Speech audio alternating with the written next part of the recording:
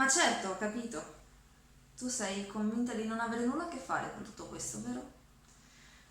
Tu apri il tuo armadio e scegli quel maglioncino azzurro infeltrito, per esempio, perché vuoi urlare al mondo che ti prendi troppo sul serio per curarti di quello che ti metti addosso.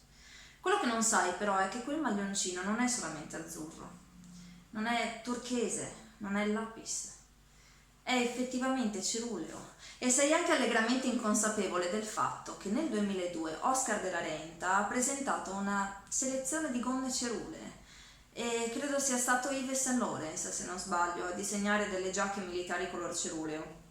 Dopodiché questo colore è entrato a far parte di collezioni di 8 diversi designer.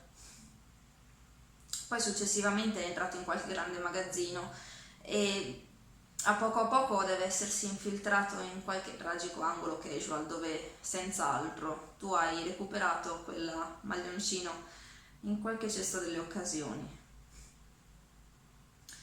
Tuttavia, quell'azzurro rappresenta milioni di dollari e innumerevoli posti di lavoro.